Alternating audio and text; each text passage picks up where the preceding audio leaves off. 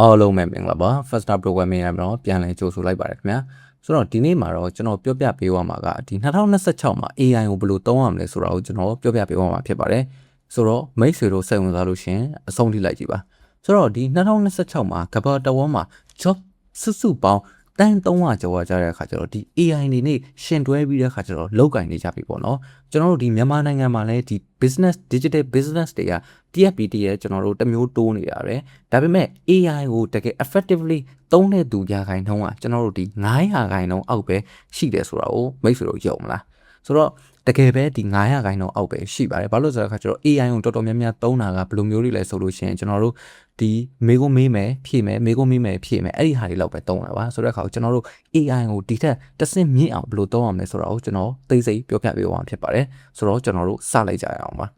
ဆိုတော့ကျွန်တော်တို့ဘာတွေပြောပြပေးအောင်လဲဆိုတော့ဒီ AI ကဘာလဲဆိုတာကိုကျွန်တော်ရှင်းပြပေးသွားမယ်ပြီးသွားလို့ရှိရင်ကျွန်တော် prompt ရင်းကြီးကိုကျွန်တော်ပြောပြပေးသွားမယ်ပြီးသွားလို့ရှိရင်ကျွန်တော်တို့ဒီ real use case တွေကိုပြောပြပေးသွားမယ်ပြီးသွားလို့ရှိရင်ဒီ AI ကို daily system အဖြစ်ဘယ်လိုမျိုးလုပ်အောင်လဲဆိုတာကိုကျွန်တော်ပြောပြပေးသွားမယ်ပြီးလို့ရှိရင်ကျွန်တော်ဒီ common mistake တွေဒီ2026မှာ AI ရဲ့ future ကဘယ်လိုသွားမလဲဆိုတာကိုကျွန်တော်ပြောပြပေးသွားမှာဖြစ်ပါတယ်ဆိုတဲ့အခါကျကျွန်တော်တို့စလိုက်ကြအောင်ပါဆိုတော့ AI ကဘာလဲဆိုတာကိုကျွန်တော်ရှင်းပြပေးပါပေါ့နော်ဆိုတော့ AI ကမိတ်ဆွေတို့စက်တေးပါတယ်ရိုင်းမတွေးပါနဲ့ဘယ်လိုမျိုးလဲဆိုလို့ရှိရင်မိတ်ဆွေတို့သိထားရမှာက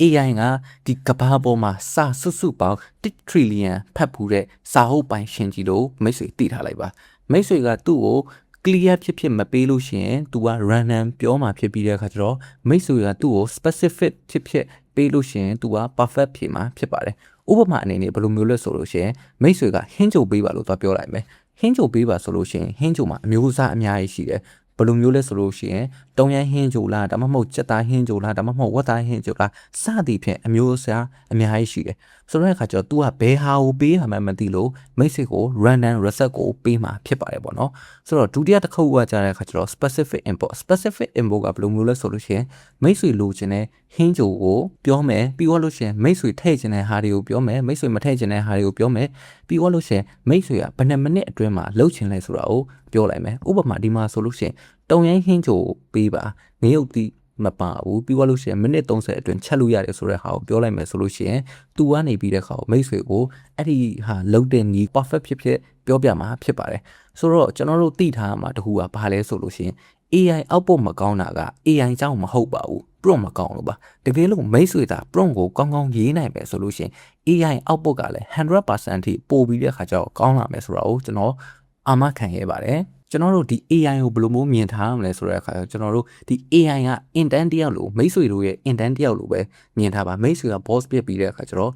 AI ကမိတ်ဆွေရဲ့ intent တယောက်လို့ပဲမြင်ထားပါဆိုတော့မိတ်ဆွေဘလောက်သူ့အပေါ်ဒီ clear ဖြစ်ပြောလဲအပေါ်မူတည်ပြီးတဲ့အခါကို तू ကနေပြီးတဲ့အခါမိတ်ဆွေကို output ပေးမှာဖြစ်ပါတယ်ဆိုတော့အဲ့ဒီ intent ကိုဘယ်လို manage လုပ်ရမလဲအဲ့ဒီဟာကတော့ prompt writing လို့ခေါ်ပါတယ်ဆိုတဲ့အခါကျကျွန်တော်ဒီဟာလေးကိုကျွန်တော်ဆက်ပြောပြပါမယ်ဒါကတော့ prompt formula လေးပဲဖြစ်ပါတယ်ဆိုတော့ prompt writing ကဘာလဲဆိုလို့ရှိရင်ကျွန်တော်တို့ဒီ AI နဲ့ communication skill ပဲဆိုလို့ရှိရင်ဒီဟာကိုတက်ထားလို့ရှိရင်မိတ်ဆွေစီမှာ super power ရှိသလိုဖြစ်လာတယ် prompt formula ကိုကျွန်တော်ပြောပြပါမယ်ဆိုတော့အခါကျတော့မိတ်ဆွေတို့ပုံမှန်ရေးနေကြ prompt လို့မဟုတ်ဘဲနဲ့ကျွန်တော်တို့ဒီ prompt formula ကိုသုံးပြီးတဲ့အခါကျတော့ရေးမယ်ဆိုလို့ရှိရင်မိတ်ဆွေတို့ရဲ့ဒီ AI output က 100% ထိကျွန်တော်တို့ပို့ပြီးတဲ့အခါကျတော့ကောင်းလာမယ်လို့ကျွန်တော်အာမခံနိုင်ပါတယ်ဆိုတော့ prompt formula ကဘာလဲဆိုလို့ရှိရင် role ရယ် text ရယ် context ရယ် formula ရယ်ပါကျွန်တော်တို့ဒီပုံမှန်ရေးနေကြ prompt တွေဖြစ်တဲ့ကျွန်တော်တို့ဒီ blog post ကိုရေးပေးလို့ကျွန်တော်တို့ဒီ email ရေးပေးလို့ပြီးလို့ရှိရင်မြန်မာစီးပွားရေးတမိုင်းအကြောင်းပြောပြပါလို့ကျွန်တော်တို့မရေးဘဲနေကျွန်တော်ပြောပြတဲ့အတိုင်း prompt အတိုင်းပေါ့နော်ဥပမာငါကဒီမြန်မာ freelance designer တယောက်ဖြစ်တယ် client အသစ်ကိုကိုယ့်အတွက်ဒီ service ကို offer လုပ်တဲ့ email ကို professional ဖြစ်ပြီးတဲ့အခါကျတော့ friendly tone နဲ့150 word အတွင်းရေးပေးဆိုပြီးတဲ့အခါကျတော့ကျွန်တော်အသေးစိတ်ပြောလိုက်မယ်ဆိုလို့ရှိရင်သူကနေပြီးတဲ့အခါကျတော့ကျွန်တော်ပြောတဲ့အတိုင်းကိုပေးမှာဖြစ်ပါတယ်ပေါ့နော်ဆိုတော့ဒီ prompt formula ကိုကျွန်တော်ဘယ်လိုရေးရမလဲဆိုတော့ကျွန်တော်အသေးစိတ်ပြောပြပေးပါမယ်နော်ဆိုတော့ဒီဟာ real example ပါ full formula ဖြစ်ပါတယ်ဒီဟာကမင်းဟာ expert Facebook AD copywriter တယောက်ဖြစ်တယ်ကျွန်တော်ဒီမှာ role ကိုကျွန်တော်ပြောလိုက်ပြီးဝင်လို့ရှိရင်ကျွန်တော် test ကိုဆက်ပြောမယ်ကျွန်တော်တို့ဘာလုပ်ချင်လဲဆိုတာကိုကျွန်တော်ဆက်ပြောမယ်ပေါ့နော်ကျွန်တော်ရဲ့ online store အတွက် AD copy ကိုရေးပေးဆိုပြီးတော့ကျွန်တော်တို့ test ကိုဆက်ပြောတယ်ပြီးဝင်လို့ရှိရင်ကျွန်တော်တို့ရဲ့ context ကိုပြောမယ် context ကဘာလဲဆိုလို့ရှိရင် background info ပေါ့နော် background info ကဘယ်လိုမျိုးလဲဆိုလို့ရှိရင်ကျွန်တော်တို့လိုချင်တဲ့ product ရဲ့ background info မြန်မာ handmade ကန်တဲ့ရောင်းတဲ့ aesthetic ကြိုက်တဲ့အမျိုးသမီး20နီး35ကို target ထားမယ်ဆိုပြီးတော့ကျွန်တော်တို့ content ပြောလိုက်မယ်ပြီးတော့လို့ရှိရင်ကျွန်တော်တို့လိုချင်တဲ့ format ကိုပြောမယ်ဘယ်လိုမျိုးလဲဆိုလို့ရှိရင် hook တစ်ခု body 3ခု CTA တစ်ခုရယ်ပြီးတဲ့ခါကျွန်တော်တို့ one man expiring တုံးဆိုပြီးတဲ့ခါကျွန်တော်တို့လိုချင်တဲ့တုံးမှာကျွန်တော်တို့ပြောလိုက်မယ်ဆိုတဲ့ခါဒီကကျတဲ့ခါကျွန်တော် example ပေးထားပါတော့မိတ်ဆွေလိုချင်တဲ့ဟာကိုမိတ်ဆွေစိတ်ကြိုက်ကျွန်တော်တို့ပြန်ပြောင်းပြီးတဲ့ခါကျတော့ရေးလို့ရတယ်ဆိုတော့အဲ့နာမို့ဟာကိုကျွန်တော်ဒီမှာစမ်းထားပေးတာရှိပါတယ်ပေါ့နော်ဆိုတော့ဒီဟာကြတဲ့ခါကျတော့ကျွန်တော်ဒီ example အတိုင်းကျွန်တော်ရေးထားတဲ့ prompt မှာ prompt ကိုရေးထားပြီးတဲ့ခါကျတော့ပြောလိုက်မယ်ဆိုလို့ရှိရင် तू ကနေပြီးတဲ့ခါကျတော့ကျွန်တော်လိုချင်တဲ့ format အတိုင်း hook လဲပေးတယ် body 3ခုလဲပေးတယ်ပြီးတဲ့ခါကျွန်တော်တို့ကို CTA တခုပြန်ပြီးတဲ့ခါကျတော့ပေးတယ်ပေါ့နော်ပြီးတဲ့ခါကျတော့အကုန်လုံး तू ကဒီမှာအကုန်လုံးရှင်းပြပေးတယ်ကျွန်တော်အဲ့ဒါမို့ go prompt ရေးပဲနေကျွန်တော်တို့ကနေပြီးတဲ့ခါကျတော့မြန်မာ handmade ကန်တဲ့ online store အတွက် AD copy ပဲရေးပေးဆိုပြီးတဲ့ခါကျတော့ကျွန်တော်တို့ပြောလိုက်မယ်ဆိုလို့ရှိရင် तू ကနေပြီးတဲ့ခါကျတော့ကြောက်တောက်တွေကျွန်တော်တို့ပေးတော့မှာဖြစ်ပါတယ်ဒါကကျတဲ့ခါ one cozy ဒါကကျတဲ့ခါကျတော့ luxury and high end ဒါကကျတဲ့ခါကျတော့ fun and playful ဒါကကျတဲ့ခါ minimalist and clean ဆိုပြီးတဲ့ခါကျွန်တော်တို့ကိုကြောက်တောက်တွေပေးမယ်ပြီးတဲ့ခါကျတော့ဒီ body ကလည်းမပြည့်မစုံတွေပေးမယ်ပြီးတဲ့ခါကျတော့စာကြောင်းလေးတွေကိုကျွန်တော်တို့ကိုတူတူလေးတွေပေးမှာဖြစ်ပါတယ်ပေါ့နော်ဆိုတော့ကျွန်တော်ဒီမှာရှင်းပြတဲ့အတိုင်းပဲဒီဟာနှစ်ခုကိုရှင်းကြည့်လိုက်မယ်ဆိုလို့ရှိရင်တော့မှမိတ်ဆွေတို့ဘယ်ဟာကကောင်းလဲဆိုတာကိုမိတ်ဆွေတို့ကိုယ်တိုင်ပဲဆုံးဖြတ်လိုက်ပါပေါ့နော်Okay ဒါကတော့ကျွန်တော်ဒီ prompt formula လေးအကြောင်းကိုကျွန်တော်ပြောပြပေးပါဖြစ်ပါတယ်ဆိုတော့အခါကျတော့နောက်ထပ်တစ်ခုကကြာတဲ့အခါ use case ဘယ်လိုမျိုးနေရာတွေမှာတုံးပြီးတဲ့အခါကျတော့မိတ်ဆွေကဘယ်သူဆိုလို့ရှိရင်ဘယ်လိုမျိုးတုံးလဲဆိုတာကိုကျွန်တော်ပြောပြပေးပါမှာဖြစ်ပါတယ်ဆိုတော့မိတ်ဆွေကဒီ TikTok တို့ Facebook creator တယောက်ဆိုလို့ရှိရင်မိတ်ဆွေတို့ဒီ workflow ကိုစမ်းကြည့်ပါAI ကို video idea ပေးပြီးတဲ့အခါကျတော့ AI ကနေပြီးတဲ့အခါအဲ့ video idea နဲ့တူတဲ့ဟာ10ခုကို generate လုပ်ပေးတာမျိုးတို့ဒါမှမဟုတ်မိတ်ဆွေလိုချင်တဲ့ပုံစံကိုပြောပြီးတဲ့အခါကျတော့ AI ကိုဒီ video idea generate လုပ်ခိုင်းတာမျိုးတို့ပြီးလို့ရှိရင်ကျွန်တော်တို့ဒီ straight outline ရေးခိုင်းတာမျိုးတို့ပြီးလို့ရှိရင်ကျွန်တော်တို့ဒီ thumbnail ကိုကျွန်တော်တို့ဒီ generate လုပ်တာမျိုးတို့ကိုမိတ်ဆွေတို့ဒီ AI မှာကျွန်တော်တို့တစ်ခါတည်းတန်းပြီးတဲ့ခါကျတော့လုပ်လို့ရပါတယ်မိတ်ဆွေတို့တစ်ပတ်ကိုတစ်ရက်ပဲလုပ်ထားလို့ရှိရင် content ကကြတဲ့ခါကျတော့ကျွန်တော်တို့9ရက်စာ ready ဖြစ်အောင်ကျွန်တော်တို့လုပ်လို့ရပါတယ်ဥပမာဘယ်လိုမျိုးလဲဆိုလို့ရှိရင်ကျမဟာမြန်မာ beauty blogger တယောက်ဖြစ်ပါတယ် TikTok အတွက် hook ကောင်းတဲ့ skin care video idea 10ခုပေးပါဆိုပြီးတဲ့ခါကျတော့ပြောလိုက်မယ်ဆိုလို့ရှိရင်သူ့ဘက်ကနေပြီးတဲ့ခါကျတော့မိတ်ဆွေကို video idea 10ခုကိုtitle တွေနဲ့ပေးမှာဖြစ်ပါတယ်အဲ့ဒီ title တွေကိုမှမိတ်ဆွေက script လိုချင်တယ်ဆိုလို့ရှိရင်အဲ့ဒီ title 10ခုအတွက် script ပေးပါဆိုလို့ရှိရင်သူကနေပြီးတဲ့အခါကျတော့မိတ်ဆွေကို script တွေအကုန်လုံးပေးမှာဖြစ်ပါတယ်ဆိုတဲ့အခါကျတော့နံပါတ်1မိတ်ဆွေကကုတ်တာမဟုတ်ရင်တော့ဘယ်လိုမျိုးသုံးလို့ရလဲဆိုတော့ကျွန်တော်ပြောပြပါမယ်ဆိုတော့တရားဥပဒေကနေပြီးတဲ့အခါမိတ်ဆွေကိုပြောတယ်ဒီ Excel file ကိုဒီ CSV convert လုပ်ပြီးတဲ့အခါကျတော့ email ကိုပို့ခိုင်းတယ်ဒါပေမဲ့မိတ်ဆွေကကြားတဲ့အခါကျတော့မလုပ်တတ်တဲ့အတွက်ကြောင့်မလို့ AI ကိုတွားပြီးတဲ့အခါကျတော့ script နဲ့တွားပြီးတဲ့အခါကျတော့လုပ်ခိုင်းလို့ရတယ်ဘယ်လိုမျိုးလဲဆိုလို့ရှိရင်ဒီ Excel file ကို CSV file format ပြောင်းပြီးတဲ့အခါကျတော့ email ပို့တဲ့ simple script တစ်ခုကိုရေးပေးဆိုပြီးတဲ့အခါကျတော့မိတ်ဆွေရှင်းလိုက်လို့ရှိရင် AI ကနေပြီးတဲ့အခါကျတော့ step by step ရေးပေးမှာဖြစ်တယ်ဆိုတဲ့အခါကျတော့နောက်ထပ်တစ်ခုဒီ business owner တွေပေါ့နော်ကျွန်တော်တို့ဒီ SME owner တွေကဘယ်လိုမျိုးသွားပြီးတဲ့အခါလုပ်မလဲဆိုလို့ရှိရင်ဒီ customer ရဲ့ FAQ တို့ကိုလုပ်မယ်ဆိုလို့ရှိရင်ဒီ AI chatbot ကိုပေးလုပ်လိုက်လို့ရှိရင်မိတ်ဆွေတို့လူမလို့ပဲနဲ့ဒီ AI ကနေပြီးတဲ့အခါကျတော့ဖြည့်ပေးသွားမှာဖြစ်တယ်ပြီးသွားလို့ရှိရင်ဒီ product list description တွေကို generate လုပ်လို့ရှိရင် AI ကနေပြီးတဲ့အခါတခါတည်းတန်းပြီးတဲ့အခါကျတော့လုပ်လို့ရတယ်ပြီးသွားလို့ရှိရင်ဒီ social media schedule ကိုမိတ်ဆွေတို့ဆွဲကျင်တယ်ဆိုလို့ရှိရင် AI ကနေပြီးတဲ့အခါတခါတည်း plan ဆွဲပြီးလို့ရတယ်ပြီးသွားလို့ရှိရင်မိတ်ဆွေတို့ business plan ဆွဲကျင်တော့မှကျွန်တော်တို့ဒီ AI ကိုသုံးလို့ရတယ်ဆိုတော့အခါအဲ့ဒါကိုသုံးလိုက်မယ်ဆိုလို့ရှိရင်မိတ်ဆွေတို့ရဲ့ဒီ manpower cost ကို3ဆအထိ short ချနိုင်တယ်ဆိုတော့အခါနောက်ဆုံးတစ်ခုဒီ daily productivity အတွက်ဆိုလို့ရှိရင်မိတ်ဆွေတို့ဘယ်လိုသုံးမလဲဆိုတော့ပထမဆုံးချက်မိတ်ဆွေကဒီ meeting မတိုင်ခင်မှာ summary ကိုလိုချင်တယ်ဒါပေမဲ့မိတ်ဆွေမှာအချိန်မရှိတော့ဘူးဆိုလို့ရှိရင် AI ကိုမိတ်ဆွေလိုချင်တဲ့ file ကိုပေးပြီးတဲ့အခါဒီဟာအတွက် summary ရေးပေးဆိုပြီးတဲ့အခါကျတော့ပြောလိုက်လို့ရှိရင်မိတ်ဆွေ3စက္ကန့်အတွင်းအဲ့ဒီ summary ကိုရတယ်ပြီးတော့လို့ရှိရင်နောက်တစ်ခုကဘယ်လိုမျိုးလဲဆိုတော့ဒီ research လုပ်တာပေါ့နော်မိတ်ဆွေတို့ဒီ site တစ်ခုကိုဝင်မယ်ပြီးတော့လို့ရှိရင် research လုပ်မယ် site တစ်ခုကိုဝင်မယ်နောက်တစ် site တစ်ခုထပ်သွားမယ် research တွေလုပ်မယ်စာရေးရှာဖတ်မယ်အဲ့အမျိုးတွေလုပ်နေမယ်အစား AI ကိုဒီဟာအတွက် research လုပ်ပေးပါဆိုလို့ရှိရင်အဲ့ဒီ AI ကနေပြီးတဲ့အခါကျတော့ဒီ internet ပေါ်က site တွေအားလုံးကဟာကိုရှာပြီးတဲ့အခါကျတော့မိတ်ဆွေအတွက် research လုပ်ပေးမှာဖြစ်ပဲပြီးသွားလို့ရှိရင်မိတ်ဆွေ email ကိုတော့မှမိတ်ဆွေကိုယ်တိုင်ရေးစရာမလိုတော့ဘူးကျွန်တော်ဒီအပေါ်ကနေပြီးတဲ့အခါကျတော့ပြထားတဲ့အတိုင်းပဲ ကျွန်တော်ဒီအပေါ်ကနေပြီးတဲ့ခါဒီမှာပြထားတဲ့အတိုင်းပဲဒါမို့လေးရေးပေးရင်တော့မှမိတ်ဆွေကို तू ကနေပြီးတဲ့ခါကျတော့ email ကိုပေးမှာဖြစ်ပါတယ်ပေါ့နော်ဆိုတော့ခါရောကျွန်တော်တို့ဒီ daily system ကိုဘယ်လိုတည်ဆောက်အောင်လဲဆိုတော့ကျွန်တော်ပြောပြပေးပါမှာဖြစ်ပါတယ်ဆိုတော့မိတ်ဆွေတို့ဒီ daily system ကိုတည်ဆောက်ဖို့အတွက်ကကျတဲ့ခါကျတော့မိတ်ဆွေတို့ AI tools တွေရေးရမယ်ပေါ့နော်ဥပမာကျွန်တော်အနေနဲ့သုံးတယ်ဆိုလို့ရှိရင်ကျွန်တော်ဒီ ChatGPT သုံးတယ်ပြီးလို့ရှိရင်ကျွန်တော် Claude သုံးတယ်ဒါပေမဲ့ကျွန်တော်ဒီ ChatGPT နဲ့ Claude မှာဘယ်ဟာပိုကောင်းလဲဆိုလို့ရှိရင်ဒီ Claude ကတော့တော်တော်ကြီးကိုပိုကောင်းတယ်ပေါ့နော် ChatGPT ကတော့ဒီတိုင်းအမေးအဖြေလောက်ပဲကောင်းတယ်ဒါပေမဲ့ Claude ကတော့ဒီ complex ဖြစ်တဲ့ task တွေကိုလုပ်တဲ့အခါမှာတော်တော်ကောင်းတယ်ပေါ့နော်